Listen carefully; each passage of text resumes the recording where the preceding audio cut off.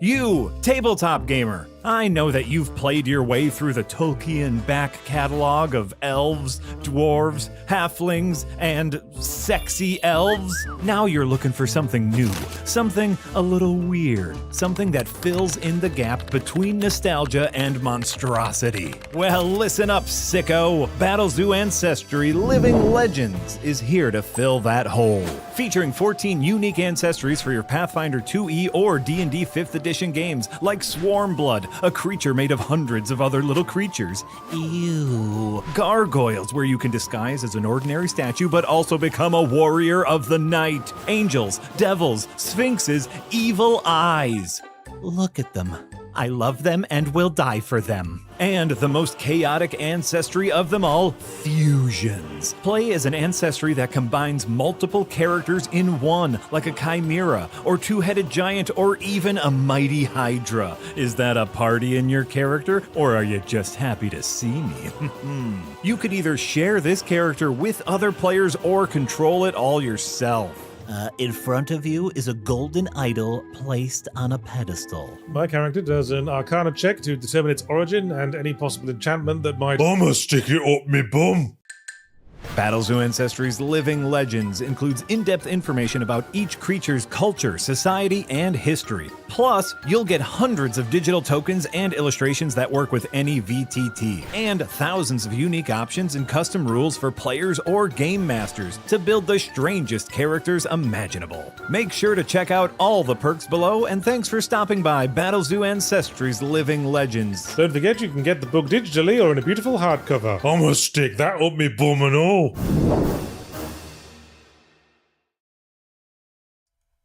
Hello, everyone. We are live. We're live, right? Yes, we're live. I'm alive. Are you alive? I'm totally alive. I don't know. I heard a quote. It's like some decades feel like weeks, and some weeks feel like decades. This is one of those weeks that feels like a decade. Whoops. Yes. Yeah, I think. Yes, this is a very decade-full week. And it's only Wednesday. So, anyhow, how are you? This is a rare occurrence. Joseph Goodman never goes anywhere or does anything except on his own channel. But now we get to see him in his void darkness. I'm actually going to make you a little bigger. Where's your cool bookshelf, man? I got a bunch. I just have that, blur feature on. I can grab books. Want me to grab something? I'll grab something. Oh, if you want. I have books. I will say, Steven, I really like your backdrop. It's really cool. And I was telling you guys pre-show, I thought it was, a Zoom thing until you reached out and touched it and proved it was real. And it does make me think I need to set something up like that. It's awesome. Look, I can take books out and everything. Actually, I call this the bookshelf of holding because whatever you say, I can find. Seriously, it happens all the time. People say this book, and then I reach back and I pull it out. I'm like, you mean this? And there you go. I want X-Crawl. Pull out X-Crawl. Okay. Here you go. I got X-Crawl. What else? That's awesome. Okay. I was doing one. I don't want to make you do it multiple times, but I got everything back here. Well, it holds a gargantuan amount of books. It's like, and I do every week or so. I parse it. I take off things that I know aren't not going to be coming up. I'll leave it at that. In conversation as much. I do. I rotate the stock. I rotate stock. I have a storage unit. I've been in business for 24 years. Whoops. Actually, side note, have you ever heard of the Williams-Gaines connection? You guys, are you comic book guys at all? I am, but remind me. I haven't done comics in 20 years. Bill Gaines was the guy who founded EC Comics. Oh, that guy. Weird fantasy, all those classics sort of. And he has a house, and it's like a museum in his house. So probably that too. I've heard versions of that. Yes. Yeah. But he apparently for decades kept 10 copies of every comic he published, put them in protective, archival, blah, blah, blah. And then brought some collectors to his secret vault a couple of years ago. And it's, worth $1 gazillion and the most amazing collection of comics because they're all pristine, stored well. So I basically have a storage unit, speaking of storage books, where I put stuff in cardboard boxes and throw it in there. And there's probably some really cool stuff in there that I did back in the day. And when I see your collection, I think I really need to organize it properly and present it properly and do a better job. Because I have so many books that are basically in cardboard boxes with scribbles on the side of the box. Yeah, I actually don't know what I'm going to do because I'm starting to get to the point that I have. I mean, oh my God, you have so much books. I don't know where you would store them. Like, I have just a dozen or two of my own. You have hundreds and 20 years worth. I mean, that's why I needed a storage unit. It's hundreds.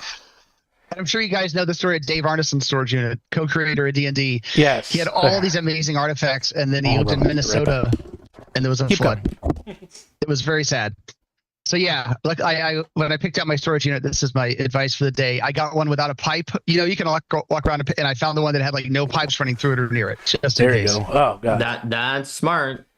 Of course, if there's no way for water to get there, then it could burn down in a fire. That's what happened in my collection. And there's tornadoes. Oh no, your collection burned down? That's terrible. Well, all my older stuff did. My newer books that I was currently using were with me in college. And then all my older books burned. But they weren't like in pristine condition. And obviously they weren't like Dave Arneson's copy of the book, which is a whole other level beyond. I have an interesting story that goes back to Goodman.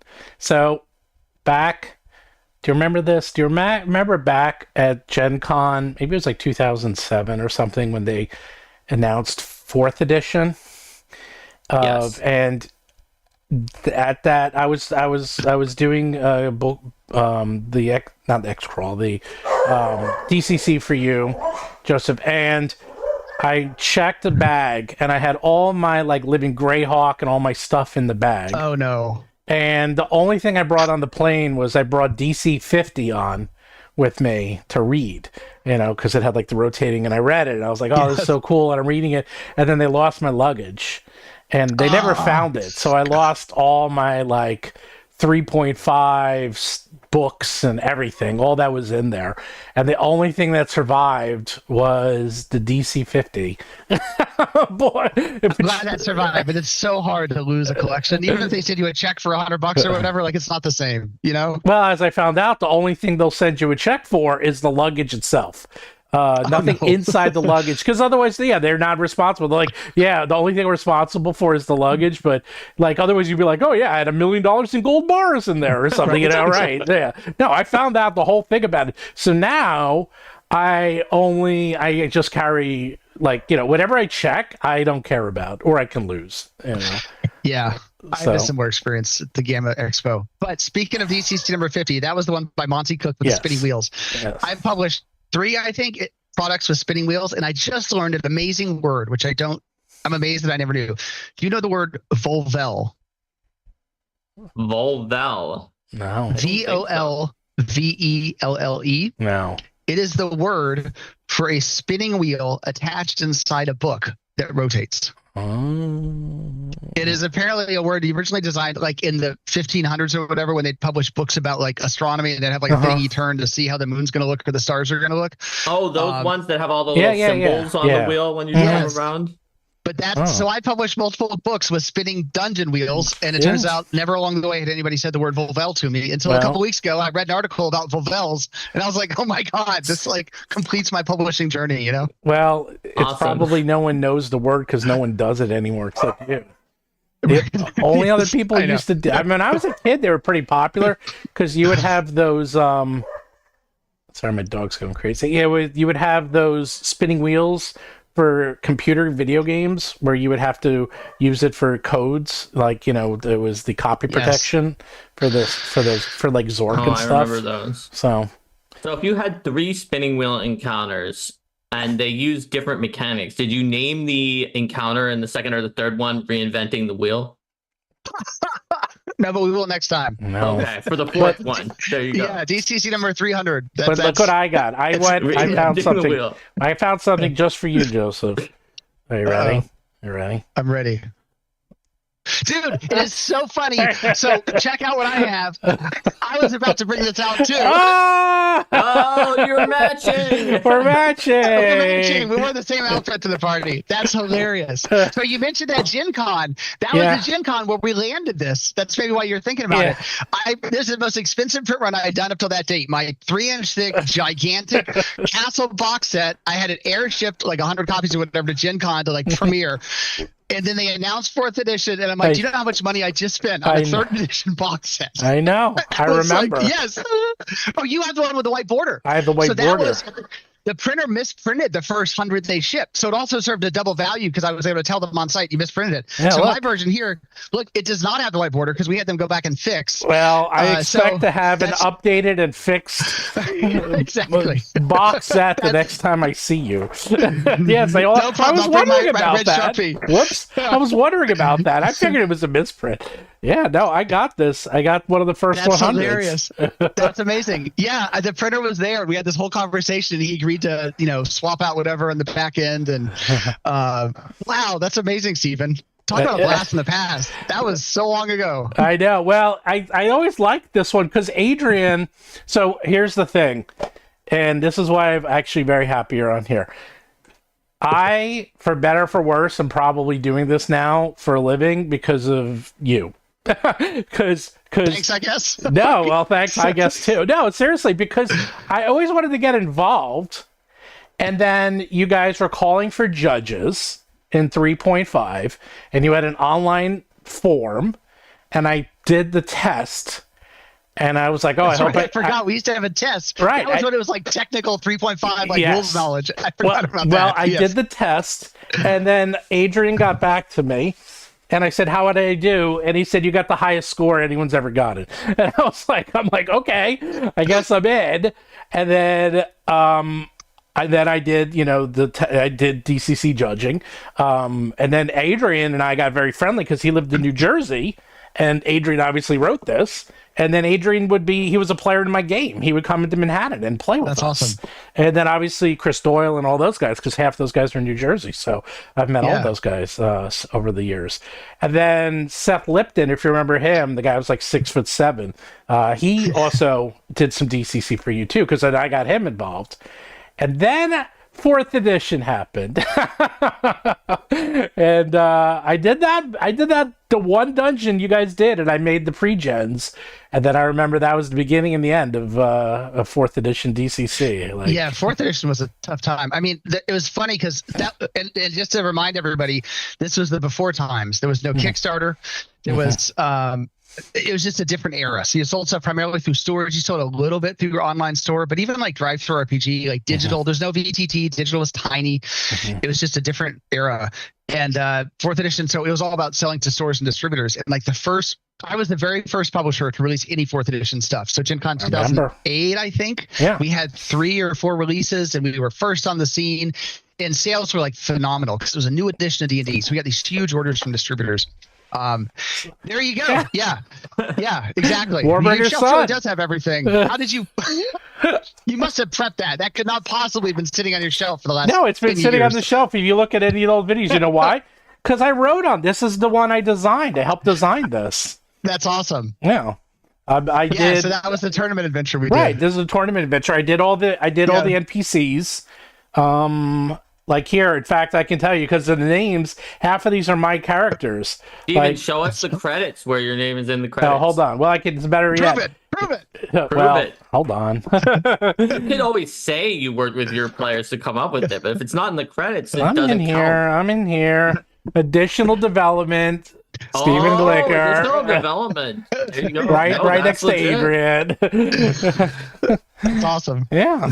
So I'm under additional development. So not quite an author. It's like not an author, but above a regular person. Additional development. I have assigned people the additional design or additional development. That usually means that we really, really needed their help, but to do some smaller part of it, but they didn't have oversight over the entire book. I also have this one because I think I'm in this one too. Yeah, that was the very last one we released. Yeah, I'm in this one too. Yeah, it's so funny seeing these, Stephen, because I haven't thought about this in years. But we released 4E stuff. It did phenomenal. There it is. Everybody realized, that's the one on the airplane that I still have. And here's what are they called? Vovels. Yeah. Yeah, exactly. Yeah, the other one you just showed was the one that was the third edition adventure. We ran it. It must have been 2007.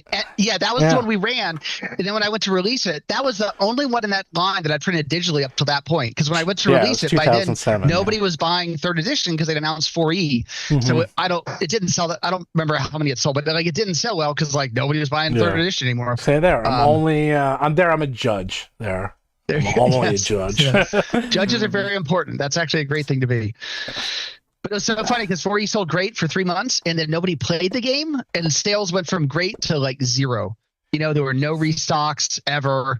And then everybody realized it might be a fun board game, but it is not what we want to call our D&D experience. And it just all changed. You see, it really is the bookshelf. And actually, and also one of my favorite dungeons of all time. I have this on my bookshelf too. Right, that's interesting. In terms of the sales, I'm guessing it's because there's always anticipation about a new edition. And when, like, 4E itself did fine for, in terms of sales, it's not as well as Hasbro wanted, but they probably did that by getting new people. Whereas the people you would have been looking at are continuing people who know that the Goodman brand means high quality, certain type of adventure. And so your sales would have gone way down, even if Wizards still got sales from different people who weren't going to look for that. Yeah, I mean, I heard stories that even for Wizards, the 4E sales numbers weren't that great. But when something's brand new, and remember, this was before, like, nowadays on YouTube, there's 25 drops that are previews of the next book, you know, but this was a time when you didn't necessarily have that. You couldn't do public play tests in the same way because it was really before social media even. So when a new edition was coming out, like, you were excited to see it. So everybody bought it. And then it was not the game they anticipated. And to your point, people who played a version of D&D, such as 3E or 2nd E, and might have been willing to try, you know, some small rules tweaks, but it was a completely different play experience. It was just too much to swallow. Well, and plus I remember being there, was it 2008 or 9 when Pathfinder came out? And I don't know if you remember that the Pathfinder booth was just swamped. Like, people got all those D&D 3rd edition people who wanted to keep playing their there were like lines, like, I don't remember, thousands of people in line, it seemed like. I'm sure it was only 500, but it was all I crazy. remember is, like, because I didn't know that much about it, and one of my friends was like, oh yeah, it's like 3.75, and I was like, okay. And then I walked over and they were all the way in the, if you face it was like in the right corner, like the farthest corner was Paizo's booth, and I went over there and it was crazy, and I was like, oh my god, what is going on here? But I actually was excited because I loved when Dungeon Magazine was basically canceled. I mean, I didn't know what I was going to do because I was excited about the adventure paths. That's right. That's right. And then I think Paizo themselves licensed back Dungeon or Dragon, and then it went digital for a while. But you're right, there was that era we were all wondering, where's the support going to go? Yeah. Was it licensed back, or was it the license just revoked and Wizards just took it back? Good point. I think Paizo, my recollection is WoTC announced they were ending Dungeon and Dragon. For 2 or 3 months, we were all terrified. Paizo announced they had the license and would publish it. Paizo took the license. They published for a while, but in 4E, I believe that WoTC revoked that license. Yeah, and then they somewhere made along that the digital line. version. They made a digital version, right, for a while. Yeah, that line for... Do you guys remember Gleemax? I was on Gleemax. Gleemax, yes. I was on Gleemax. I was on Gleemax. And on Gleemax, there was a game. Do you remember there was a Goblin game? And it was actually really good. It was like one of those games you could only do a certain number of turns a day. And you were running energy games. Yeah, like, right. And I used to play it religiously because it was fun. I was on Gleemax. See, I was doing. Pathfinder line was such a disaster. I decided I was going to get my Pathfinder core rulebook like just later, but then I chose a route that nobody should probably choose. I chose accidentally to getting my Pathfinder core rulebook, which is that I won it in a tournament at Gen Con. So I was like, I guess I don't have to wait in line because that's one way to get the book that everybody's trying to get. No, so wait, I want to look back because here's the best way. If you want to immortalize your friends, make NPCs and use their character names. So we have, like, I'm looking, like Tensor and Big B. Yeah, well, I did that. I thought you were going to do something more with this. So I have, like Rojan Redjack. That one was invented, and Kizzy Zendra, that was invented. But we have Norris Backbreaker, who was in one of our games. Klaproth, that was my guy Bob. That was his character. Blood Song of the Dark, that was Jason. Tordok Ezron, which is It's Doctor backwards, Doctor right? Nurse backwards. It's that's Tordok Ezron. That's his last name. And I was like, Dr. Nurse, because he needed to come up with a healer.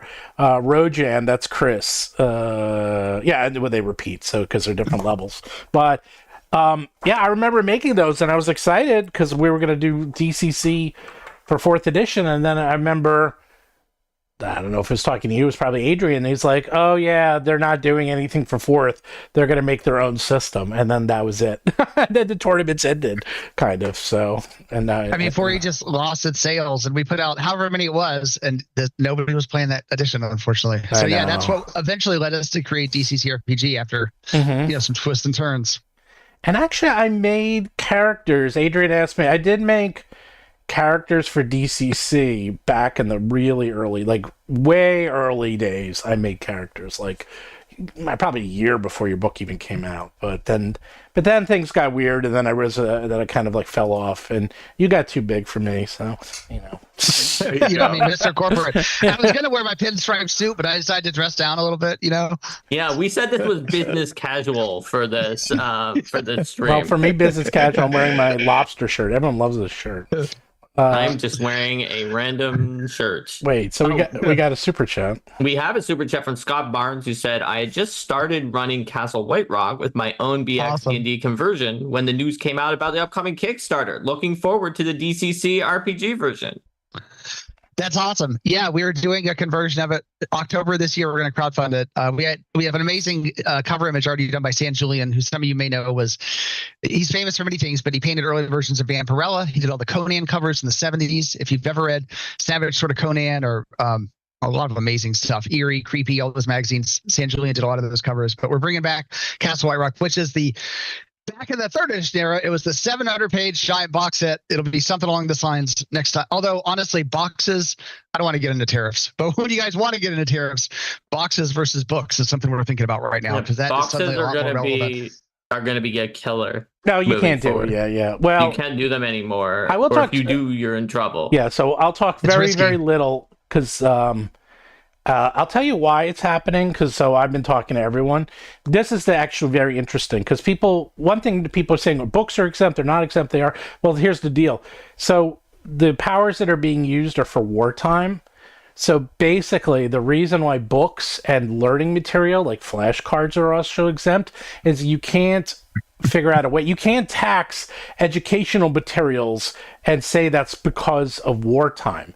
But that's why you can tax things like steel and metals and electronics, and believe it or not, cardboard. Cardboard can be taxed. So anything that can be seen as a wartime product it will have these tariffs.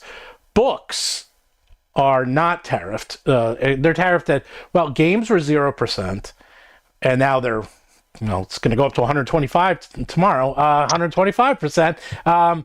But cardboard's even worse, because cardboard, I think, already has a 25% tariff on it. So a box is tariffed now at like 150%. It's going to be something insane. And so you just can't do box sets. Like anything, because I was going to do a box set, and then I got all my prices, and I'm talking to them every day, and I got all the math, and I'm like, I guess we're just doing the books for the near exactly. Like that's it. It's just books. And even flashcards, like if you do cards, they're like, well, they say it depends. Like if they look at it and they say they're flashcards, quote, educational, then maybe 0 or 150. You can go either way. It's like it totally depends on how they classify it when it comes into port. Honestly, it changes every day. I mean, the other thing is just it's hard to make decisions, because I don't want to. Without going too deep, I found an American box manufacturer who's actually very conveniently located near our warehouse, and I actually made boxes with them like 12 years ago, before it was economical to go to China. And it's funny, I called them, and on my phone, like their number was already in my phone, and I was like, that's right, these are the guys that I called 12 years ago.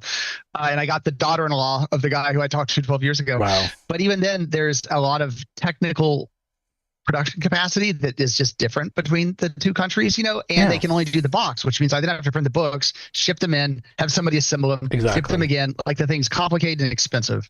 You've all heard the legendary story of TSR when they printed a box that was 1/8 of an inch smaller than the books. I forget which product that was. I know that but, one. I remember, but I can't remember the name of the product either. I remember hearing about it. It stuck with me, and I'm like, I don't ever want to take the risk of making the box at a different company than the books unless they have the books to put in the box and make sure it works, Yeah, you'd want to at least have one mock copy of the book given before you even started on the box, and that probably adds a few weeks to your time. Yeah. It's going to be way longer. We actually just did a slipcase. Here, let me grab my shelf. It's off camera. But we did a slipcase, and it has a book inside that I reprinted from way back when. So this slipcase holds 4 of these hardcover tomes of adventure, and this was the first printing of volume 1. And there's always tolerances in manufacturing, right? Usually it's very tiny numbers, but in this case, 0.5 millimeter made a difference. The reprint of the book it's indiscernible, but ever so slightly different. And a lot of people who tried to put their original volume 1 into the slipcase, it like sticks and doesn't go in because something about the manufacturing is off by the tiniest amount. And that, it just terrifies me to do the things at different places. I don't want that to happen. Yeah, that's the other thing. Right. If you have to, that's the other problem. If you have 3 or 4 different places it's just such a nightmare. I think the good news is people who do what I'm doing right now is I did buy a whole bunch of tchotchkes for the Kickstarter, but I'm just getting it all fulfilled now. Like, literally, I've just been get it on the boat, get it here before the end of the month. So you get under the $800 limit, so there's no tariff. So that I've been getting as fast as possible, and I'm literally just guessing the quantities. I'm just like, whatever, just send it. I don't care. I'll be off. I'll have extras. I don't care. Well, because it's better than paying the tariff. So if I need 100, I bought 150, whatever. But other than that, maps are interesting. So a map has no tariff. But if that's only a map of the United States or the map of something real. If it's a fantasy map, then it has a tariff. So it's insane. But then I was talking to them. I said, what's going to happen? We're going to go back to the bootlegger days. And what's going to happen is we're going to print up. No, seriously. I'm not actually kidding, is that you'll print up maps, I'll print a map pack of 10 maps, but the first map is going to be a map of the United States, and that's the one you'll see on the wrapping, and so if they look at it, unless they open it, and then the others will be the fantasy maps, so everyone gets a free map of the United States, or a free map of the world, and you're like, why is that? And that way we would have to pay tariffs. That's going to happen, and that's what happened during Prohibition. Remember, the wine bricks? They what they used to do in Prohibition, wine bricks. So what they used to do is that it was illegal to make wine or drink wine. So what they would do is they would sell bricks of grape bricks. And they said, whatever you do, don't take the grape brick and put it in your bathtub with this amount of water and let it soak for a week because it'll turn into wine. So don't do that, which of course everyone did. And by the way, grape sales went up 800% over the Prohibition. It actually increased because everyone was buying grape bricks. So that's what's going to happen. It's we'll just figure out ways around it. It's I guess flashcards are acceptable and I need a deck of cards, so we'll print some basic ABC cards on top of our monster cards or something. So yeah, actually there's a comment in the chat about softcover books with tear out maps. Yeah, do you guys know, do you remember the term booger glue, which nobody's used for 15 years? No. I know what it is, but I didn't know that's what it was called. Yeah, I learned this term from a printer. If you all remember, before overseas printing became so common, the way you get a map with your hardcover, in the 3rd edition era, you buy a hardcover book, you open it up, in the back would be a map that's stuck in using this sort of removable adhesive. I remember talking to the printer and I was like, what is that stuff called? She's like, oh, that's booger glue. I was like, no, the technical term. And she's like, oh, booger glue. That's what they call it. So we've been talking about, do we go back to that where you booger glue a couple maps in the back and shrink wrap it? Not so much from a tariff perspective, but just, you can't do a box anymore. How do you package your stuff together? It's just a completely different era. It's impossible. Yeah. Thank God we're just not in the. All I'm saying is, thank God we're not doing board games because they're dead. There's nothing. I feel really bad for them. Board game. Yeah, I know. I do too. It's challenging. What is it? The guys who do Gloomhaven, they sent out a very good email yesterday explaining exactly what happened, and they're like, "Yeah, we printed up like 500,000 copies of Gloomhaven, and you see how it's one of the most complex games I've ever seen. And they're like, yeah, you just can't do that anywhere else on planet Earth. It's not like, oh, just do it here. It's like, no. These people have very specialized skills, equipment, and everything. Like, this is the only place we can do it at this volume. You can't do it anywhere else, even in Europe and stuff. It's just not possible. And they have $1.2 million worth of games coming on overseas, coming on the boat right now. Can you imagine? And they said, it's like, yeah, we're going to get hit by, well, yesterday was an $800,000 bill. Today will probably be $1 million bill. And then you have to pay immediately. And they're like, they don't know what they're going to do. It's like, yeah. Board game manufacturers are, I feel they're board game companies are in real trouble. They're like, I don't know what they're going to do, but I know. I feel very sorry for a lot of people. Also, all the Americans who had retirement savings. Everybody's worried about their job right now. Like, it's a challenging situation for pretty much everybody. I know. It's tough. It's really bad. Well, they announced like an hour ago all the tariffs were lifted except China. So every time China's now up to 150 or something. 125, like, he raised it to. So to your other point about this, like we're running a crowdfunding right now. So if you're watching this, check out Dungeon Denizens 2 on BackerKit. Oh yeah, wait. It's a really cool monster book. Do you have number 1 behind you? Yeah, I got both of them. Thank you, Steven. Yeah, awesome. We got the 5e and the DCC version. That's awesome. Well, you never give me anything. Everyone else we trade with, but you never trade with me. I always have to buy your stuff, but that's okay. That's okay. It's worth it though, right, Steven? It's worth it. Sounds like you're trying to drop a hint, but I'm not giving it. The only hint is whenever I see other people, I'm always like, I'll trade you any of my books for your books. And they're like, take whatever you want. And I'm always like, because I promote it and I put it on my bookshelf. You might get one sale from this. Maybe 2. All right, if in the chat, if you bought something based on Steven's live streams, let me know, and that would justify me giving him something at the next con. I talk about DCC a lot because I love DCC. I really do. Yeah, it does come up every once in a while, no matter what we're doing. Yeah, and awesome. I have said that my favorite game, and Professor Dungeon Master said too, is X-Cross, one of my absolute favorite games of all time. Yeah. Brendan, that's why I knew it's so much fun. Yeah. He's amazing. Yeah. I love it. So, but that book, if you hold it up, it has a deep-boss on the logo and a holographic foil with a grain to it. Mm-hmm. That's stuff that in my experience, American manufacturers either have very limited capabilities or the foil, the actual foil metal that they put there. Look at mine. Mine has metal foil, UV printing. I have everything you can have. 4-color UV printing, metal foil, gold on the side. Dude, that's awesome. The edge printing. Yeah, edge printing, bookmarks. You can't do this here. It's not. It's not even possible. So, and if you can, by the way, these books. Not that these cost like. I'm just gonna throw out numbers. Like you can get books for like $3, $4, $5. Well, then I went to Europe and they're $8, $9, $10. And then, so it's not that much cheaper. And more importantly, you go to the United States, they're $20. So even with a 125% increase, it's still cheaper to go to China than anywhere else in the world. You can't, printing in the US is $20 a book? Yes. It depends on a lot of details, but it can often be dramatic. And so to that point, if you do a very basic book with what they call house stock, which is whatever paper they have lying around, and don't do bells and whistles, it can get somewhat affordable. But if you do like Steven's special features, or I do full color art on the end sheets, like head and tail bands.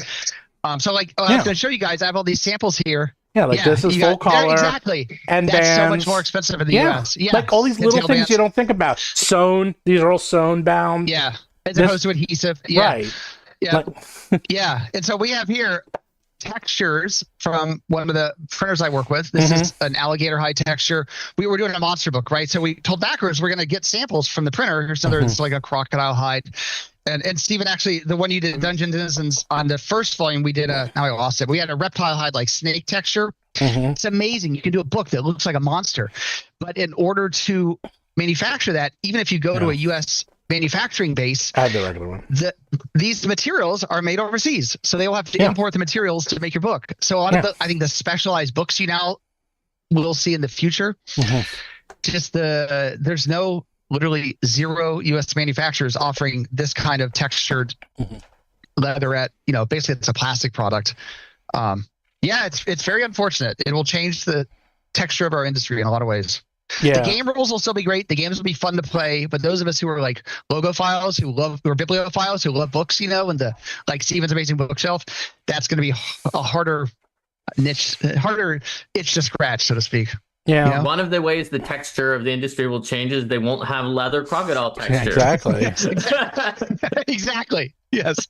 Yeah. Yes. And the other issue is also that, just to get to you, Mark, the way manufacturing has shifted in the United States, if you do small press, it's digital.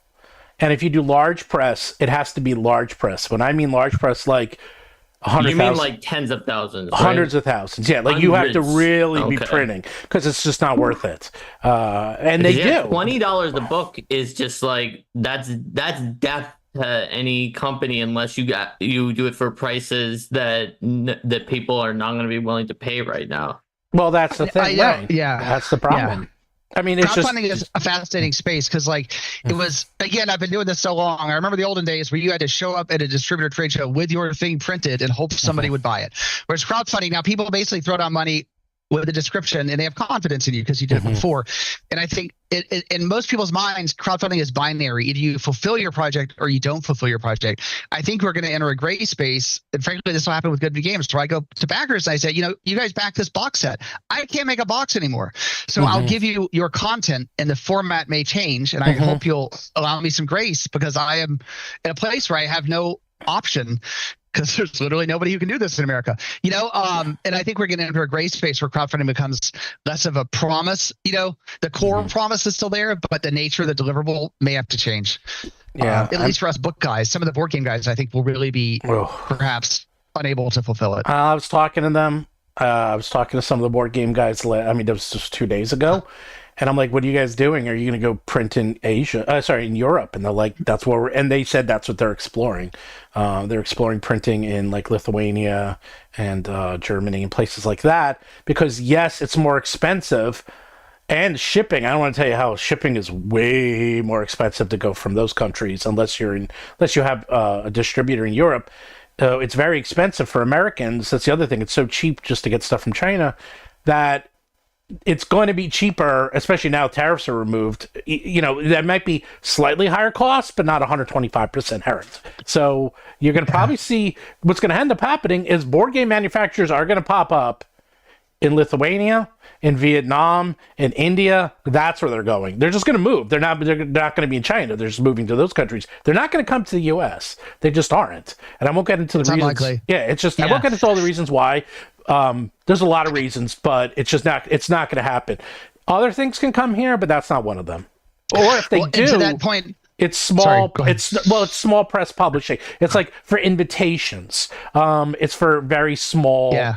It's very, very small products. Or if you're WoTC, because people are like, well, the D&D books were printed here. Yes, they were. And they printed 100,000, 200,000 copies of those books. If you print 200,000 copies of the books, you can find a printer in the United States. Because it's actually I heard a slightly different story. Oh, really? What did you hear? What I heard was they were chasing a deadline to hit the Gen Con release, and they printed a very small run in the U.S. They did. I know that. The bulk elsewhere. So there was a U.S. run to hit a certain deadline. Well, they printed in U.S. and Canada. I do know that. I think they do it more for transportation costs than anything else. That's a big factor. I mean, that's legit, Yeah, well, for them especially. For most companies like us, where it's not that big a deal, but for someone who prints, I'm actually curious now to see where these are printed. Yeah, I take a Prius, I strip out the interior, then I throw all the books into the, where I normally hide my drug smuggling, I throw the books in the, inside the door. There you go. You just have board game smuggling be the new thing. Exactly. Well, let's see. Well, by law, they have to say where they print it. The van gets busted by, I don't know, the DEA, and they bring in the dogs to sniff for the cardboard and then pull up the bottom. The meeple sniffers. Yeah, and it's like, look, it's Frosthaven. I knew it. Meeple. We're going to be the least of their problems. I know. That's the thing and they only check 1%. And I'll tell you the other thing that's going to happen. I know we'll talk. Well, don't worry, Joe. Everyone, go back to the backer kit. By the way, so you come up in conversation all the time. You know why? It's not a good reason. I'm good looking. You're good looking. That's why. I'm funny. Yes. I'm smart. It must be that one. It's all those. It's actually not a good reason. I'm going to tell you why it's the reason. Because everyone's like, Steve, man, you send so many emails. Roll for Comment sends me more emails than anyone else. And I go, no, I don't. Goodman Games, they got me beat. They sent way more emails than I said, like way more emails. And if you don't want the email, then unsubscribe. But I get 2 to 3 from you Steven, I do every have to tell day. you this, Yes. which is that I am just subscribed to everything to see what the emails are on my personal email account, but my business email wound up on there when I was downloading the files from the store just to have all the files. And not only did it send me advertising at that point, but when I sent to I've clicked to unsubscribe at this point 5 times. What? That's impossible. I've still gotten emails on that one. Now, they may have been because I was subscribed to 6 different lists by buying something there's only on the 2. store. Well, that shouldn't happen. I don't know. I'm just telling you. I haven't gotten anything in the last few days on that one. And I didn't get a ton on that one to begin with, but it did continue happening after 5 unsubscribes. Well, then you have to write me because that shouldn't happen because it's on MailChimp. It's like the newsletter's on MailChimp. The store is Shopify. That's different. That's different. Yeah, the one that comes from automatically from doing something on the store, whatever that one that is. I was having trouble unsubscribing. Oh no, that's a different list, and that you have to opt in around. Oh, I know why. Mark, just give him your phone number, and he'll call you with all the updates. Yeah, no, I actually do know the reason why. And the other thing is, people are like, "Oh, you guys do so many Kickstarters." And we do like 3 or 4 a year. But I'm like, we're nothing compared to Goodman Games. They do everything you think we do. You're my comparison of like, I'm not as crazy as they are. They do more emails, more Kickstarters. They do more of everything. You actually you are my inspiration. I wish I could do what you do. Thanks, man. I'm actually it not took a kidding. long time and a lot of work. Well, that's the thing. We've been a little bit of lucky too, you know. Right? You've been doing this for 20 years, you know. So this year's our 25th anniversary for 25 Games. years. I was like, I didn't realize it until somebody told me, and I was like, my God, you're right. It's nuts. Yeah. So someone wanted to know when Caverns of Thacia, is that coming into? Someone asked me, is that going to be on Amazon in June 2000? I believe that the street date will be July 2nd. It may not be accurate on Amazon. So actually, I should really announce this to Caverns of Thracia first, but since you happen to be here, the containers actually landed Monday and Tuesday. I never announced it's coming until it gets there and we're certain, but we got them. All the books are there. So Caverns of Thracia has officially landed at our warehouse. Now, I know the moment I say this, I'm going to get flooded with emails to our customer service notice saying, where's my book? Just FYI, the team has not even unpacked the pallets. It will, fulfillment will start in a week or two, and we've slotted everything, got it keyed into the system, pulled a bunch of labels, but we'll be starting fulfillment soon, which is awesome. But whatever date's on Amazon, we just yesterday went through everything, and it'll probably be a July 2nd street date by the time we have to figure out how much time it'll take to fulfill the backers. We think we'll be done. It's huge. It's so many books and so many backers. So I think we'll be packing books for at least 2 months. So we're putting somewhere around July 2nd for the street date. Oof. And someone asked, are the funky dice made in China? Yeah, we actually work with a dice manufacturer, Impact Minis, and they make the dice for us. And so it's actually, they make them and we buy them from them. But it is, I think, going to be a challenging situation. I mean, honestly, it affects so many people in so many ways, not just us. But by the way, people are like, "Oh, make them here," which you can, but the plastic comes from China. It's like just like with these things, the components, the infrastructure, the materials, even books. A lot of the paper that books are printed on comes from other countries. Like the supply chains are quite complex, even for something as simple as a book. Yeah. Well, I saw a very interesting graphic yesterday about like the Tesla cars, and they're like, oh, they're made in the United States, and then they showed like how much is made in other countries, and it's like, they're assembled in the United States. It's like, and yes, a lot of it does come from here, but nobody except for China, they're the only ones, and I won't get into the reasons, like everything comes from everywhere now. And exactly. It's very difficult to just get everything from one location. And if you really want to see something interesting, I think there was a documentary on this, is that like 10, 15 years ago, Apple opened a manufacturing plant here in the United States for like one of their computers. And they tried to make the computer and they needed a very specific screw and they couldn't find it anywhere. And I mean anywhere in the United States. They couldn't even get it manufactured. It was like one screw. So think about this. They're making this notebook computer, a computer with 20, whatever, 10,000 parts to it. And every piece they need, and it has to be perfect and manufactured. And it's not even that they couldn't find it in the United States. They couldn't find a place in the United States that could manufacture with the tolerances they needed. So they had to go overseas, and it ended up costing them like whatever, this screw that's like this big, that should be costing fractions of a penny, was costing them a couple dollars per screw, for one thing. And they're just like, yeah. And then they gave up because they're like, they couldn't even find anyone to manufacture what they needed because the tolerances in those countries is just ridiculous. And I heard an interesting perspective recently. I've been calling all my distributors, especially ones overseas, to get their perspective because it's often completely different. Both the market dynamics and the way they think and look at things is very different. And I was talking to somebody in the UK who does a lot of business both with American game manufacturers and UK. I mean, the board game industry largely originated in Germany and in parts of Europe, and now it's everywhere. But that's where a lot of what I'll call whatever you're going to call them, the classics, came from Essen and Spiel and so on. His comment was less about all the things we're talking about. His comment was he thinks the EU gaming business is going to thrive, and he thinks U.S. board game manufacturers are going to collapse. Because we're talking about this from a U.S. perspective, but there are no tariffs on manufacturing in China and shipping to the EU. So he actually sees this as a boom opportunity for board game manufacturers based in the EU and UK and people who are still able to access Chinese manufacturing to make their games that are printed in German and sold at Eschenspiel. And he actually sees his business. He's based in the UK. He says he's probably going to shift a lot of his buying dollars from US manufacturers of board games to EU manufacturers of board games. And that's where he sees it going. Well, and I think there's going to be a lot of nuances like that we don't even anticipate. But the landscape is, to your point, the supply chain is so complex that somebody will have an opportunity that we don't even realize, and then it happens. Well, I actually remember that because I remember when Settlers of Catan came out. And it was like such a big deal. And I was like trying to find it, but you couldn't find it in the United States because it was only like a European thing. And then I eventually did get it and we played it and I was not that impressed. I was like, this is what everyone's talking about? I'm like, this game's not that great. I mean, it's okay. I mean, I get it. But at the time, that's when Eurogame was really taking off. Everyone was playing it.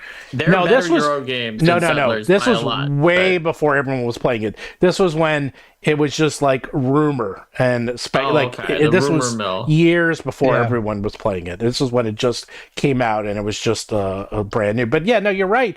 But then actually, I forgot the name of the distributor. The guys who do Gloomhaven, they said something like 60, 70%. I think it's 60% of their Cephalofair. 60% of their, or 65% of their, of their customers are United States.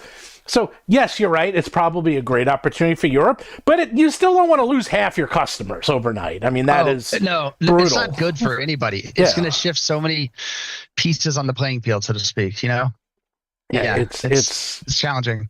Yeah, it's so ridiculous. So we had a super chat from Mark T for $5. Steven, so glad you found extra Eldamon and Mimics placed by order. Yes, I went through, it only took them a year to get their. I won't get into it, but the person I use. Oh, we use the same person, Joseph. We both use Crown. I do use Crown. Yes, I know. We both use Crown. I was talking to Corey. Fulfillment, Crown. Yeah, Corey's great. Crown is based in Portland. They're an amazing fulfillment company. CRWN. Yeah, they're very good. Well, now they're better because the one issue with Crown is they never had my counts ever, and it drove me insane because if I had to do a count, they would have to do it by hand. So. But they computerized it, and it turns out I had like 20, 30 plushies left. So I put them up on the store. So if you want them, get them now before they go up in price 125% when I do my next print run. So if you do your next print run. I don't know if you can even justify it with the prices going up that much because I don't know if anyone would buy it for that much. Well, that's why you sell. Yeah. Well, for people like us, well, how about you? Because, okay. I'll put you on the spot. You don't have to answer this. I don't know how you managed to sell your books for like $9. I mean, I'm like sitting there like, how are you doing that? Are you actually selling enough of your modules? Like a lot of your little modules are only $10. And I'm like, that is amazing. You know, just the work and effort. It's just so, I know they're black and white except for a color cover, but still, it's work, man.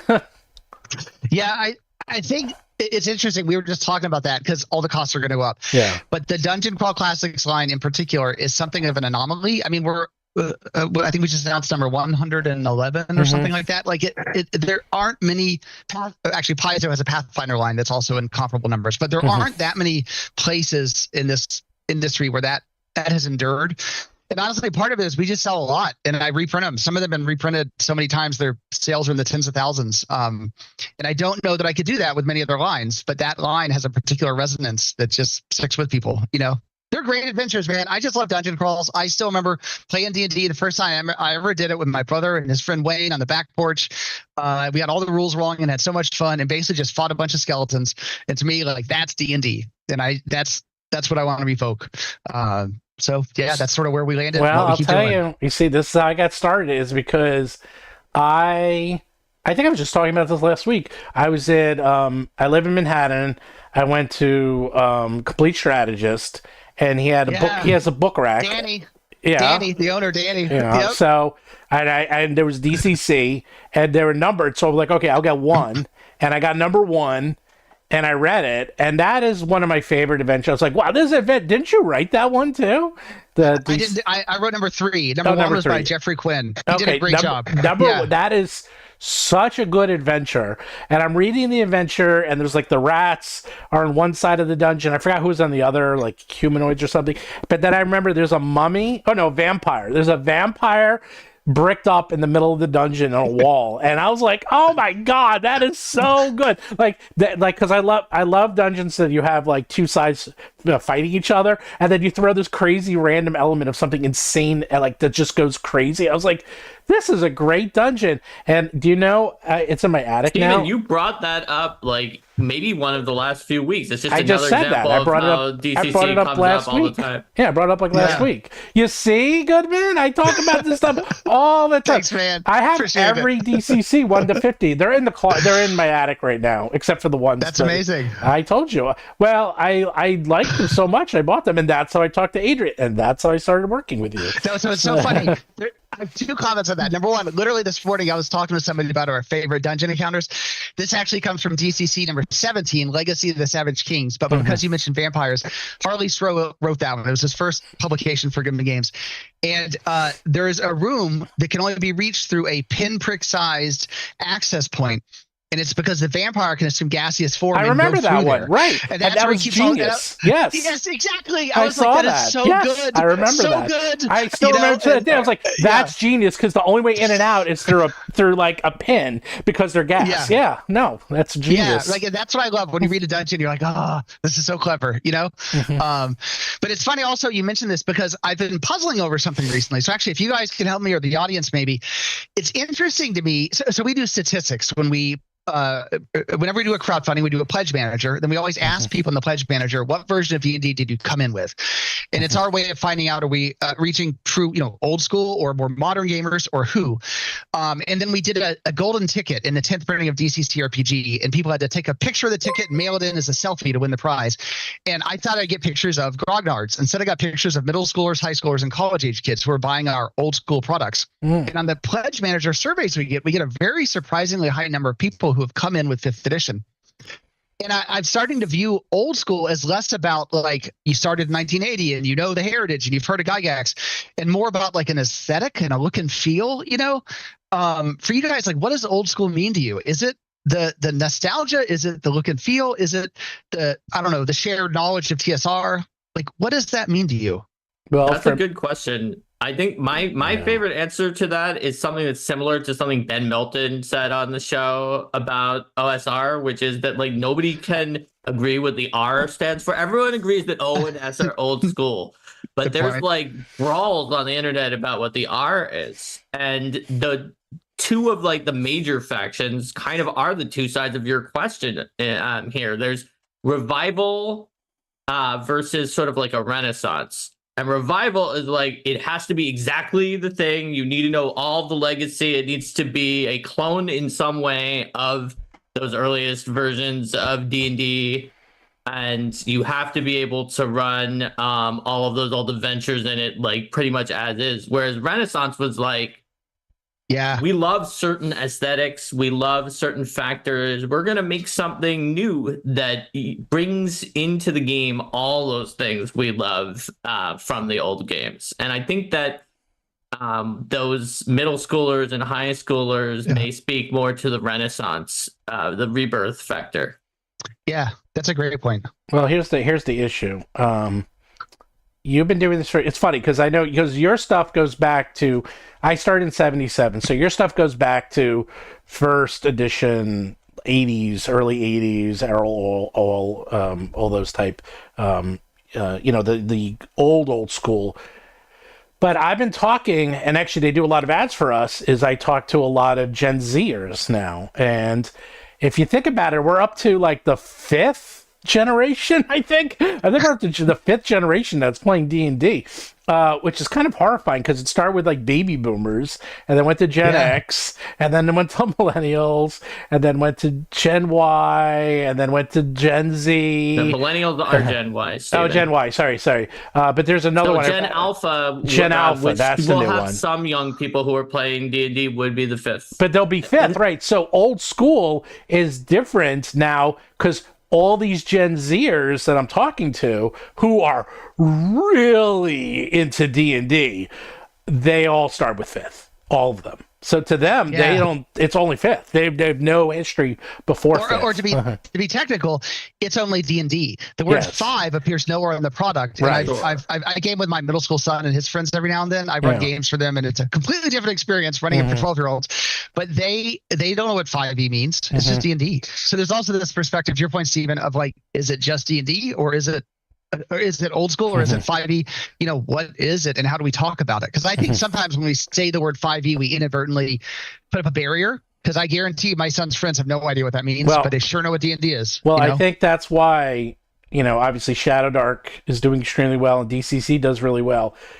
And the main reason is that people are coming to it. Think about it. If you're playing 5e, because this is what I've been hearing, and then they go and they play DCC or Shadow Dark, and they're like, "Oh my God, this is amazing!" And I'm like, "No, this is the way it used to be. You're just rediscovering it. Like that's like you're rediscovering. See, this is what we grew up with." That doesn't mean it's not amazing. No. What you mean is they're saying, "Wow, I've never seen this innovative mechanic before." You didn't let me finish it. It's like DCC this is amazing. All of this stuff on their own. Right. It's like, oh, this is amazing. It's so deadly. Like I could actually die.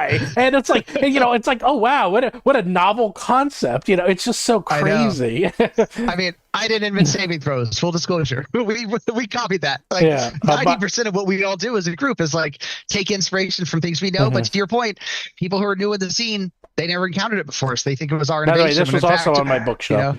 Look, all these are on my bookshelf. All the X-Crawl. You are. And you made me buy every single one of these. That's all I'm saying. Yeah. Well, to be clear, Stephen, I don't think anybody said in the chat yet that you inspired them to buy a book. Did no, right two people did. Oh, I stand corrected. Okay. Mr. Blawface and Nin. Mr. Blawface said all the time, and Nin said, "I have, it's real, give him a book." Yeah. Okay. Well, great. There we go, Stephen. Buy me the next one. Okay. Good job. No, I have. And I have we more got here. another super chat. Lot unfinished projects for $2. Said, "What would it take to port X-Crawl to Pathfinder 2nd Edition?" Wow, that is a very specific question. X-Crawl was already 2nd edition. The last version of X-Crawl was 2nd edition. It was Pathfinder. No, first edition. It was Pathfinder. Edition, not to make a 2nd edition of X-Crawl. Oh, by the way, here we go. We got this. And look, I even have my character sheets. Look at that. That's awesome. That's See? great. Thank you, Stephen. See? I'm a real fan. Awesome. Yeah, I don't know. It would take a lot to port X-Crawl to Pathfinder 2nd edition, partly because we already did a version of X-Crawl as Pathfinder compatible like that was 10 my years ago. favorite version, by the way. A lot of people loved it. Maximum X-Crawl. And then we did obviously the DCC compatible. So it'd almost be kind of like going backwards. And that's probably close enough to adapt. I only have the guy who designed Pathfinder on next to you, right here, Mark Seifter. Second edition. Second edition. He only designed and wrote it. So if you ever need help, Okay. Good reminder. Good reminder. Okay. I mean, he only is the author, so you should be able to help out if you want it. Does that go above or below additional development? I can't remember. Oh yeah, so that's He above has the 200 books development. to his name. Okay. And look at this. Look at what else I have here. Look at these. I got all these. This is I all on thought my he was shelf. gonna take out one with my name on it, No, but look no, at he this. stole Look, I the even have soil your board. little Sorry, pod. Mark. Okay. Thank Look you, at this. Stephen. I really I appreciate have so it. much. I got your posters. This is all on my back bookshelf. Look, I got That's your DCC amazing. stuff. I told you, Yeah, I do. that's awesome. So Stephen, I got it cherish all. those box sets because it's going to be a long time. I know. I know. We're never going to see those again. Yeah. So I know. why I do you guys are crazy? Because you guys do these post Gazette things. Like who does what is your thinking Nobody behind? does it. There's a lot of stuff we do that literally nobody does. I know. I love this. And every now and then I'm like, should we keep doing this? Because we also do it half the time for free. And I'm like, I know. Yes. Yeah. No, we do the Gazette. Honestly, it was inspired by the Judges Guild Journal. Again, this might mean nothing to you if you weren't around in the 80s, but there was you've all heard of Dragon Magazine and Dungeon Magazine and maybe the Dungeoneer, which are these amazing D&D publications from the late 70s, early 80s. Yeah, Dungeon. There was a company Right called here. Judges Guild. Yeah. Judges Guild was actually, they invented the adventure module. The guy who founded it, Bob Letzaw Sr., I believe is a genius. But among many other things, they published City State of the Invincible Overlord and invented the concept of the adventure module, which they licensed from TSR. And then TSR said, well, that sold pretty good. We should do those too. But they had a house rag that was called the Judges Guild Journal that was published on this 11 by 17 newsprint. And they threw it in with, it was all mail order back then, threw it in with your mail orders. I have a bunch. We've reprinted some. They're awesome. They're just awesome. It was like pure gaming joy. And they'd publish like Star Wars articles back before you got sued for anything, It was all like just fandom stuff. But back before you get sued. Yeah, that's what we're trying trying to create with the Good Games Gazette. Just this kind of I know, because you have so much weird stuff. Like, especially if you go to your booth. Dude, who's in charge of your booth? Because you go to more conventions than anyone else on the planet. I'm like, how do you go? You must have a crew that does it for you, and they must drive We do have everywhere. a crew. Good Games is present at about 50 cons a year. Oh I personally go to 7 or 8. But we have a bunch of reps who do it, and we love to bring things like paperback novels, with those painted covers from the 70s and 80s and 50s. That inspires us. Things I brought pinball machines to Gen Con once, like things that I think are awesome. I just try to integrate. How do you have the stamina to do 50 cons, even if you don't even do them? You just have to show up. I mean, that sounds. Well, I don't personally do them. The I staff, know. We have Still each sounds rep horrible. does 5 or whatever. Yeah, no, you gotta love the con 5 is lifestyle, doable, just not 50.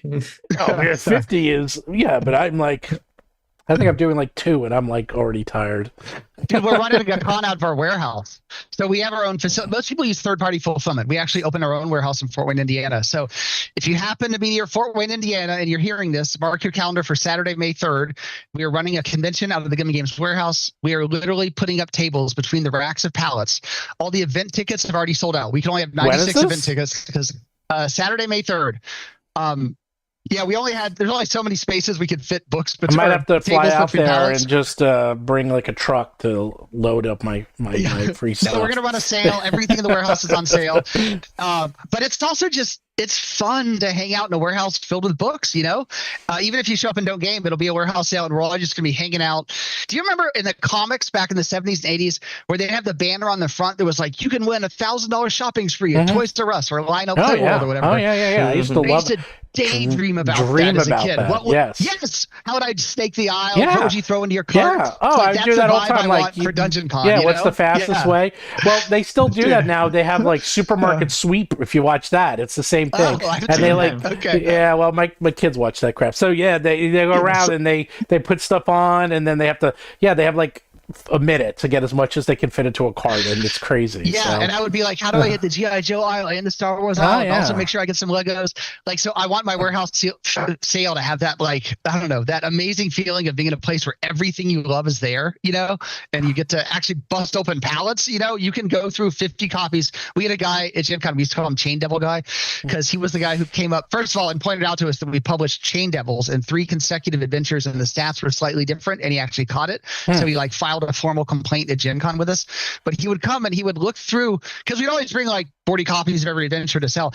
He'd look through them all and he'd ask to go through the back stock to get the most perfect one, which he would then, I don't know, put in a poly bag or something.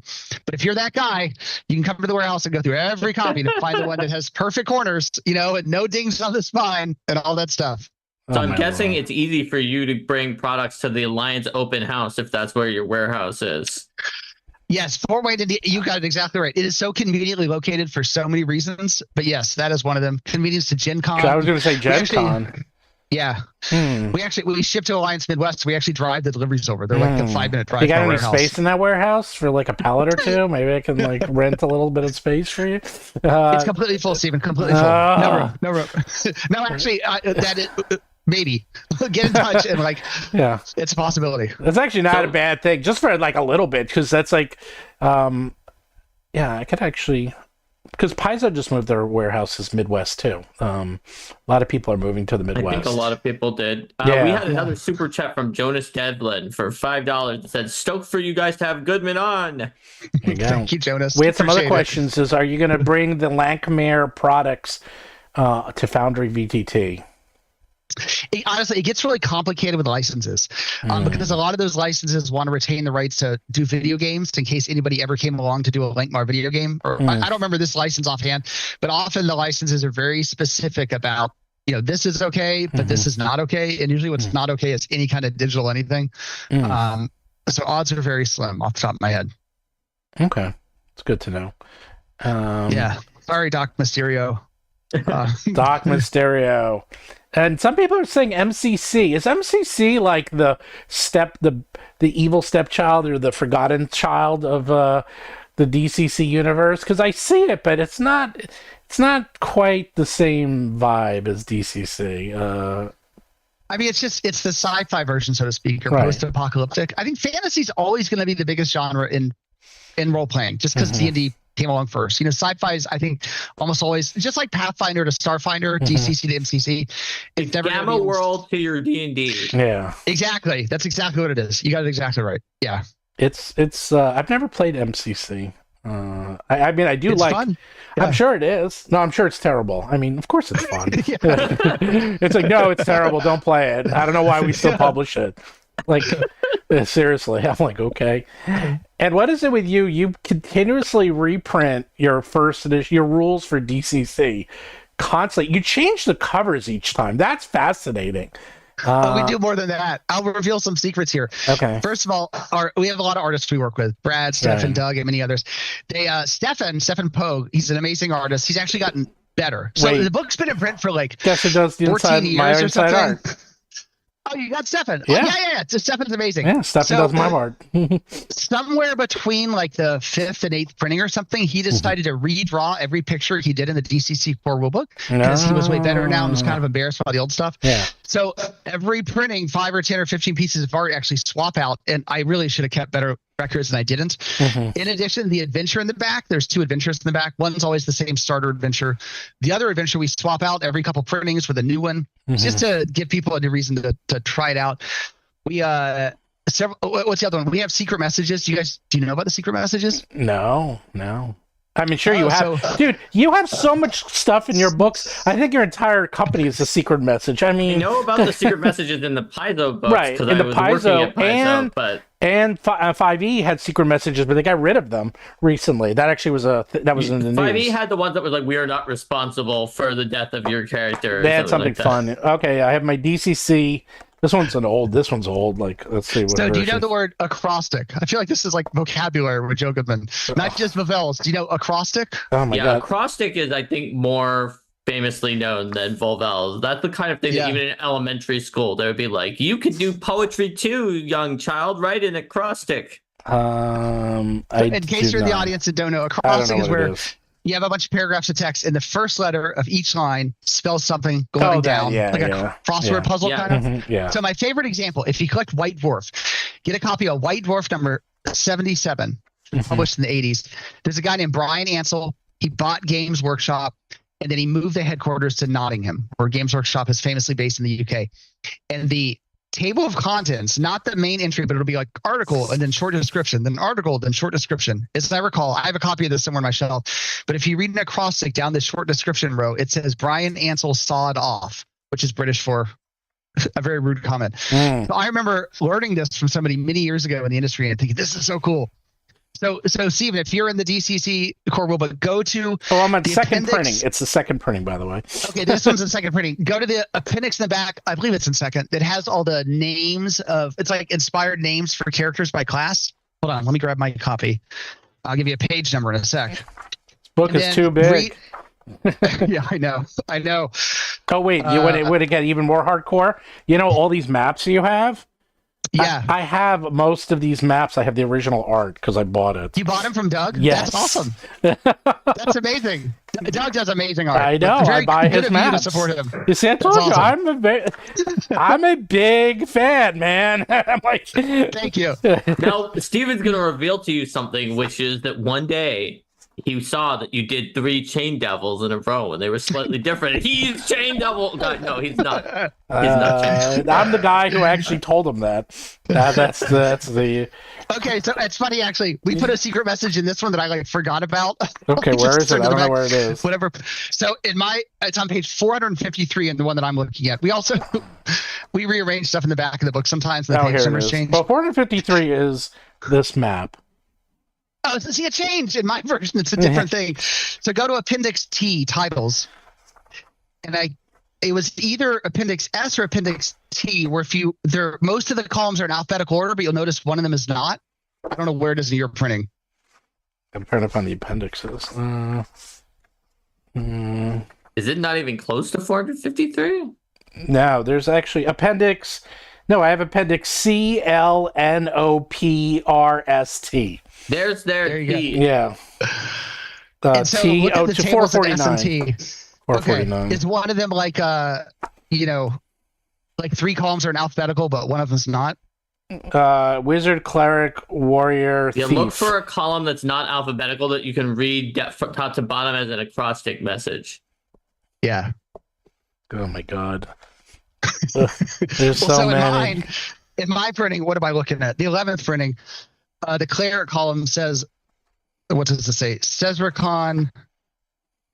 It's hard to read it. Cesricon's your soul. Cesricon is your soul. Cesricon is one of our evil demon wizard types. So that's the one in here. It's actually different than I remembered. The one I remember, I think in yours, Steven says DCC is Devil's Chosen Children, which was one of the secret messages. We put that in because of the whole 80s D&D is demon worship thing, Mm-hmm. Anyway, I think that's in your printing. No, it's not. It's not in. It's all in alphabetical order. All of them are in alphabetical order. Yeah, maybe we should the titles. Later. For the titles. Okay. And check the names, which is the I'm looking. Names before. is next to it. Names has it. I'm looking A. They're all in alphabetical. So maybe we change it to a later printing. I can't even remember anymore. This is riveting. I know people are excited to see me. People are so excited to see Steven trying to solve this. It's very exciting watching me read. Basic puzzle. I know, basic puzzles. No. It's just teaching me that if I want to do a mystery hunt, I shouldn't bring Steven because he's taking a little while to figure it's out not which on one's here. alphabetical. No, it's not on here. Well, it's 4 pages. So this is so cool that it doesn't exist. Now that's a secret message. The secret message is so secret that it doesn't exist until later editions. There you go. It's super secret. So people are saying they're excited about this. Yeah. By the way, see it. A lot of people said they're excited, and they all said they can't wait to get their box to open it up and Sorry, folks. It might not be a box. I know. I was kidding. They're not going to have a box. Ooh, look at this. I even have to read this first in here. Look at that. I have not opened this. On the bottom. Yeah, Did we put that on the bottom? Hopefully it came on the top when you first got it. Well, I probably... Oh, look at this. I guess we even play... Oh, no, that's a sample. Look at this. We have so many things. Like I have your old map. Remember this? Yeah, that was the poster of all the adventures we had in print at the time. Mm-hmm. Yeah, man, it's been a long time. I know. That's the thing. It's like all these adventures. I got the old map. This was a good adventure. I mean, I felt bad for Adrian because he killed himself on it, and then it's like, all right, no one bought it, no one played it. Well, I mean, a lot of people bought it. We sold whatever we printed. It's probably 2,000. That was the going print run back then. Like we sold them, but it was just unfortunate that it happened at a time where people were very excited about the new edition coming out and less focused on the old edition. You know, and if only they'd known what fourth edition was going to be like, they would have stuck with third. But I played White Rock at GaryCon, by the way. There was a yeah, we were running. Oh, that's awesome. We were running some games. That's great. I played it. And we did a little area. See, I'm a fan. It's I actually know which area. This is the area with the cart, and then we went down the cart. Yeah, we got to the first part of the area, like level 1. See, Steven, now you've said it enough times that it's wrapped back around to make me suspicious. If you hadn't had your name in the credits of those other books, I would just be thinking, is this all set up? Well, look how much I have. And this is like all just sitting around. Before this episode, I quickly ran to the store and bought $500 worth of DCC products. Including many that are out of print. I know, including things that have not been in print in 25 years. I just happen to have it around. Talking about this for years, about the time you lost your luggage, but only with the DCC and all these other things. Because the things, when I see... all set up. Okay, when I see Joseph, this is how our conversations go. Hey, Joseph, how are you doing? Okay, good. I got to go run. Bye. That's it. Our conversations are very short because he's always running somewhere. It is always nuts, you know? Like, yeah. Actually, I loved GaryCon because I came with no agenda. So I actually just hung out in the booth for whatever it was, a half a day or a day. And it was the first time at a con in a long time that I didn't schedule myself for really anything. It was actually great because I normally, like you said, don't have enough time. And it's fun to just hang out. Well, GaryCon, yeah. I played a lot. I never get to play, ever. And I just signed up for endless games. I was playing so many games. So that's awesome. It was, I played 2 things of Gooey Cube, 5th edition. I played your thing. I played the I saw White Castle or what was it? White Rock. And I was like, okay, I got White Castle. White Castle could be White Castle. It's a different kind of castle. White Rock. And I was like, oh, they're redoing it. I definitely want to try it out. So I tried that out. This dungeon is a literal meat grinder. And there you go. See, if you want the jokes, Mark's your guy, though. He's on fire. Mark's usually not this funny. Mark usually not funny at all, to be honest. But you're pretty funny right now. There you go. I'm usually not funny at all. Thanks, you're straight laced. Well, no, you're the Costello to my Abbott. So. You're straight. I'm usually the funny guy among some other groups, but Steven, you are so Abbott that I am definitely Costello in comparison. So Mr. Blawface, he ran the game for me for Gooey Cube, and of course, since he was there, I had to really be on to entertain him at the table. But I did. I was totally insane by the end of that table. They were just. I don't remember. That was a crazy game. But yeah. And then we played a whole bunch of crazy games with Kelsey. We played 2 Shadow Darks with her. And it was just like a lot of fun. A lot of gaming. That was That's a great con, man. That was my first time there. I'm going every year. That was the best con. It was one of the best cons I've ever been to. It's very... Con is a great con. Well, for you, it is old school. That's like Grogdart old school. That's not modern old school. That's like... super old school, so that seems like that's like the home for Goodman Games, DCC. We play tested stuff. DCC at GaryCon. For those who don't know, is actually called the Lake Geneva Gaming Convention, but before it became known as GaryCon. So I attended that as a random dude many years ago, and then we started playtesting what became DCC before it had a name at early GaryCon. So it's actually funny. There's a family. I won't say their name, but they ran in our early playtest in like GaryCon 2009, 2010, and we ran games for this mom, dad, and their 2 kids, and they're still coming to GaryCon. So every year I get to see them and say hi. And the kids are now, whatever it is, 13 years older. You know, they've gone from being children to college age. It's just it's fun to stay connected with people in the gaming scene. You know. So what cons do you go to? You haven't pressed up any cons yet. Zero. I haven't been to cons in a while after COVID. Although I did see you, and emphasis on see, but not speak, because we were both doing different things at the Diamond event in Maryland, in Baltimore last February, like Hunt Valley or something like that. Oh, okay. I was running a demo, and you were there with some other people who were running demos in like a hotel lobby or something like that. That's right. Yeah, that was the Diamond Sales Conference. I remember that. Yes. Yeah, Brendan was running. I think he might have run X-Crawl or DCC, and I was just hanging out. That's right, Steven. I remember chatting with you there, Mark. Sorry. Yes. We were probably. You two were able to passing in the speak because Steven wasn't running a demo, but I was running a demo. Over on the other side, there was me, and then Cosmo from Paizo was just past me. And then you were over on the other side, and then one other person was over there. Yeah. Okay. And we were at Gamma, but I saw you at Gamma. Mark was at the booth at Gamma. I was manning the booth so that Steven could go off and talk to everybody. That's what I do. I'm not a good booth person. I'm more of a talker. So, we are going to be at. I know you're at PAX East. We'll be at PAX East for the first time ever. It's going to be interesting. Yeah, it's our second time. It was a big learning curve last year, and the team is like the whole like dealers hall staying open as late as you want was like kind of mind blowing. You know, there's a lot of aspects of it are just different from other cons. You know. Well, that's only you're in the. Well, I heard the main hall stays open till 6, but the gaming TTRPG area stays open till midnight, which you're in.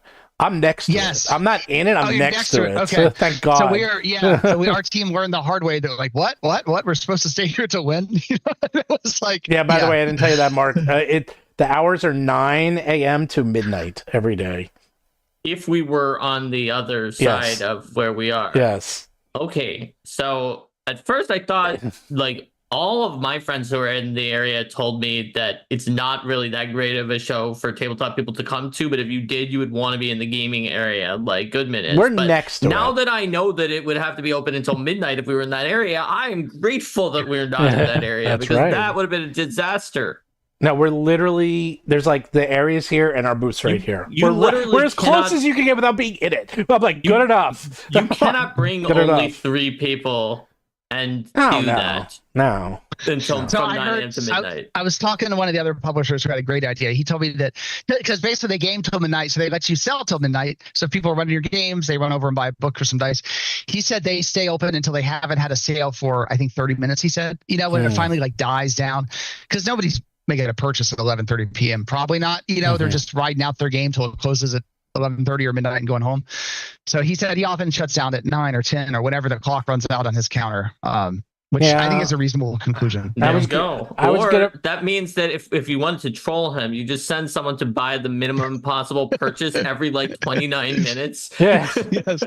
I don't know how well we're gonna do, because like I was gonna bring all of my plushies, and I know you and I spoke, and we were gonna do like, you know, sell more it's like mass market items. I keep hearing it's more of a mass market show, you know. But you know what? I just put these on the store because I only had like 30 of these, and it's not exactly a mass. The word mass in mass market means that if you only have 20, that's not mass. Well, add them together if you have like 200. But the point is, I gave it to our fans because I thought, A, I'd have to transport them across the country, and B, I think our fans would like them. So unfortunately, I think we're only going to be really bringing our 5e books and our Pathfinder books, and that's kind of it. Maybe a few other small things. So I don't know how well we'll do there, but I guess it's a learning experience for Gen Con. So it's funny. I've heard a lot of people. Gen Con for us is our biggest con, but I've heard a lot of people tell me PAX East is actually bigger for them than Gen Con. Oh, really? So I think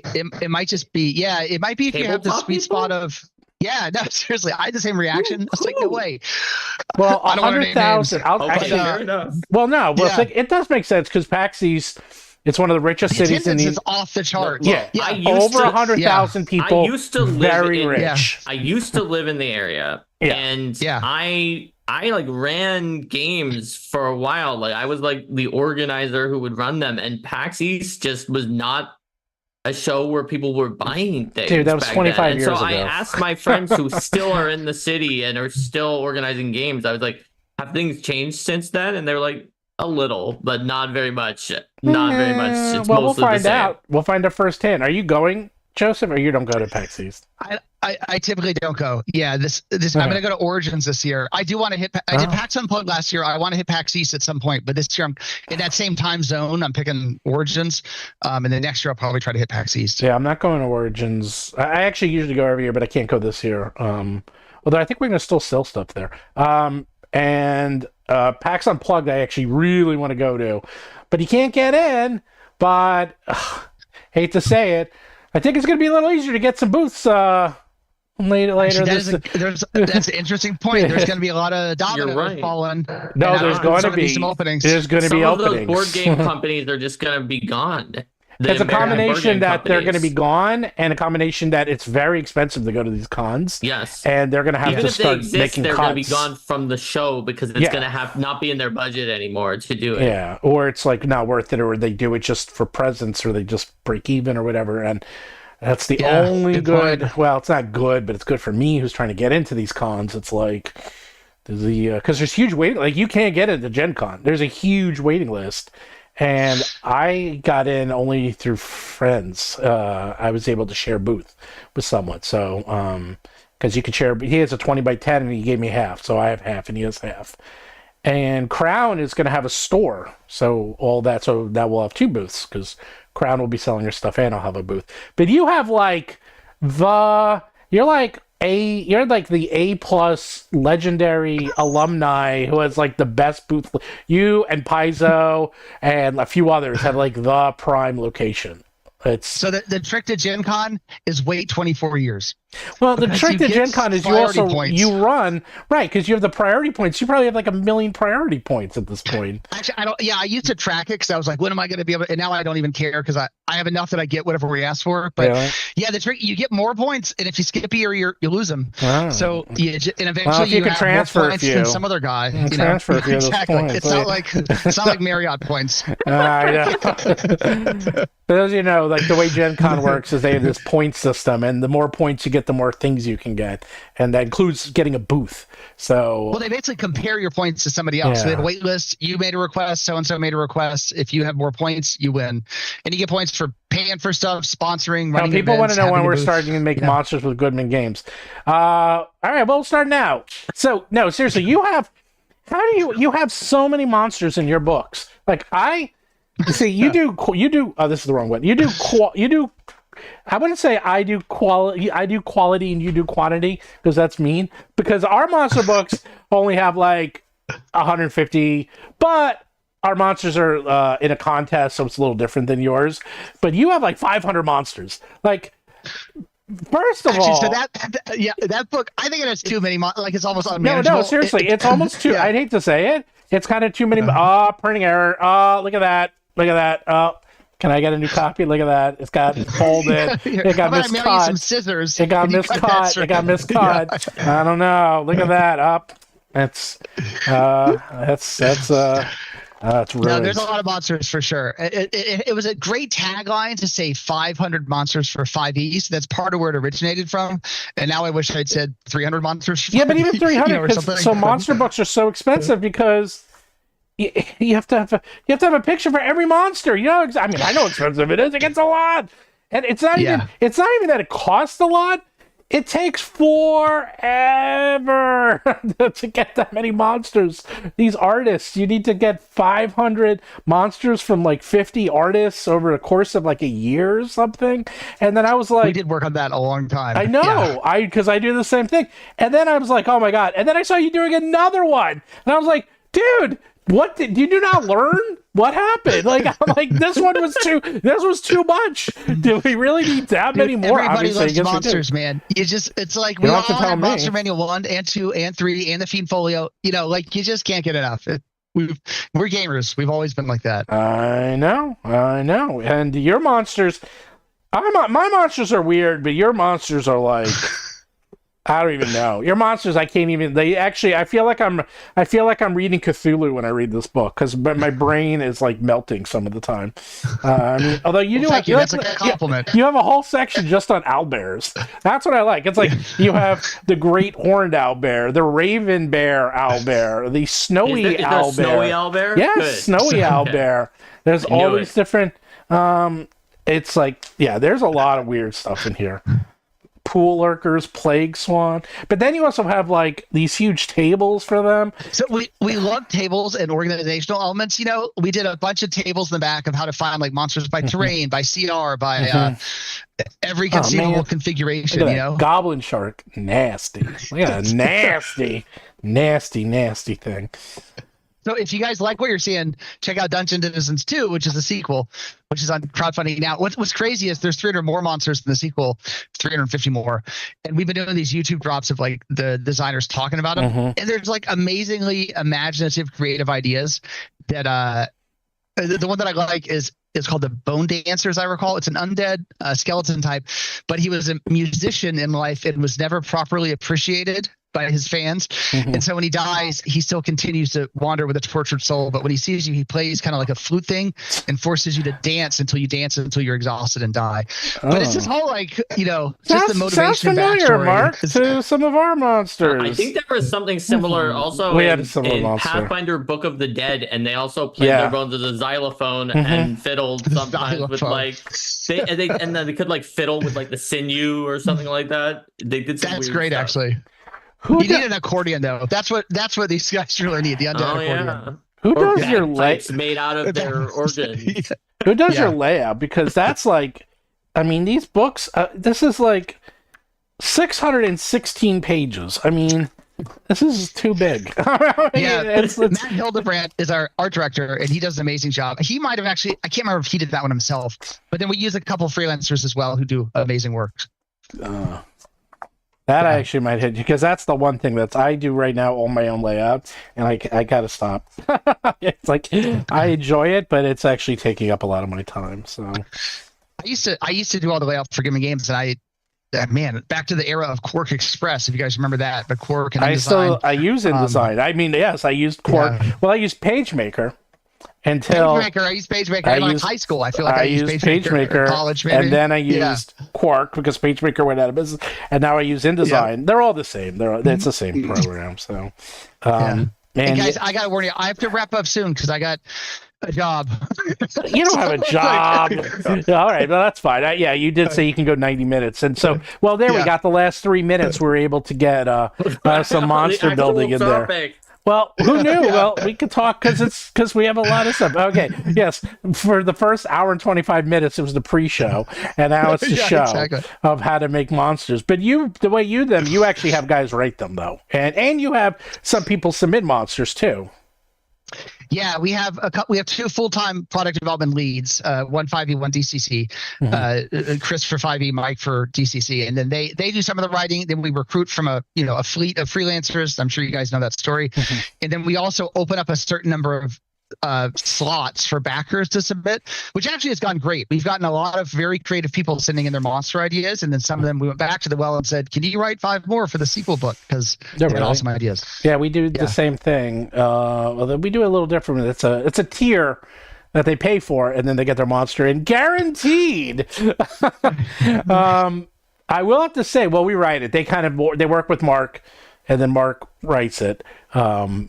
Those are our team writes it, right? Like sometimes I write it, sometimes it's Linda if she's the main developer on that. Whoever's the lead on that book, who knows the book inside and out and is going to make sure it fits in perfectly, writes it. Those based on the ideas. Those monsters are beyond the craziest. Those are really, really crazy. Those monsters, and their stat blocks are gargantuan.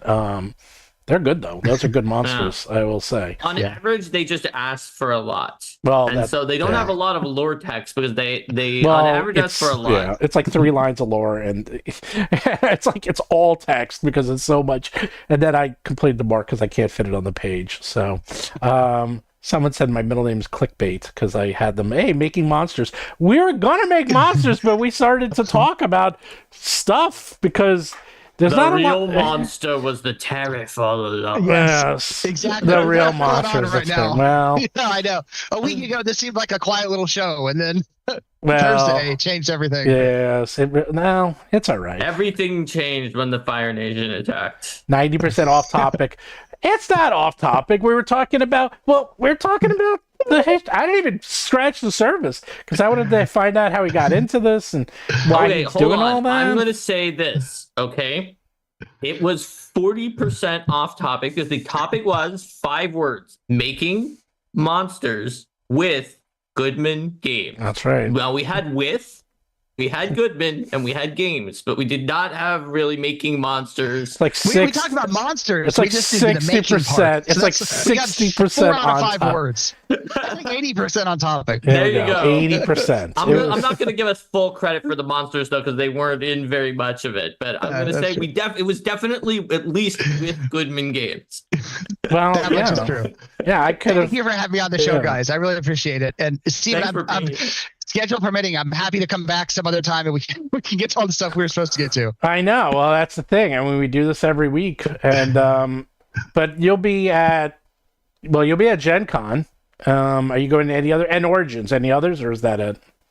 Game Hall, I love. I'll try to make it to PAX Unplugged, and of course, I own Dungeon Con in a couple weeks. Where I saw somebody in the chat saying they'll be in Fort Wayne, so I'll see you there. What's Dungeon Con?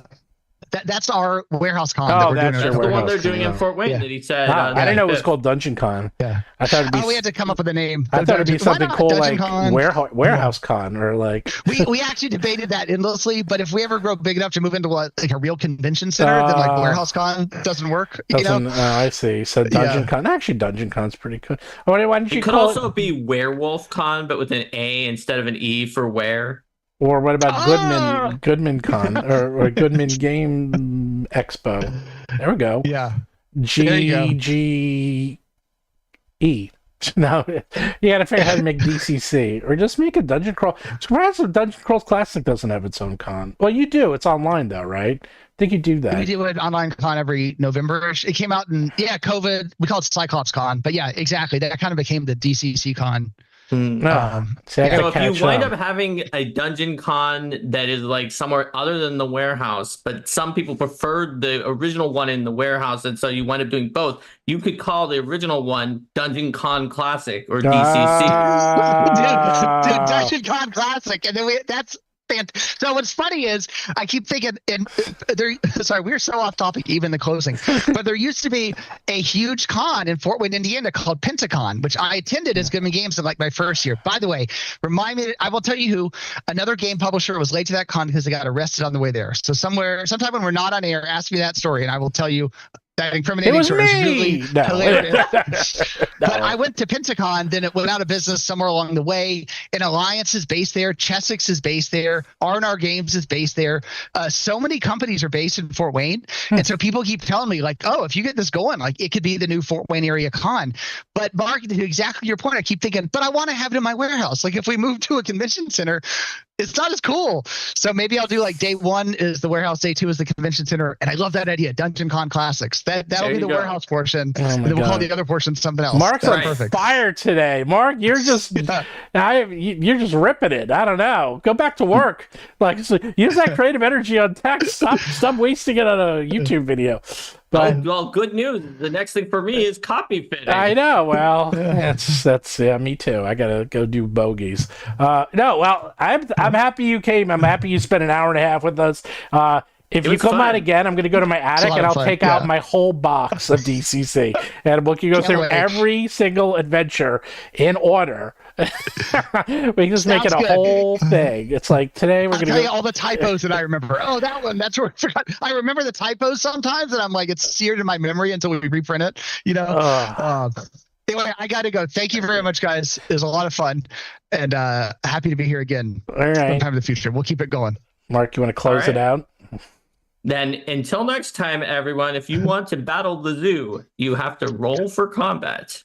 See? You need something hokey like that if you're going to do a show, Joseph. You got to close it with something.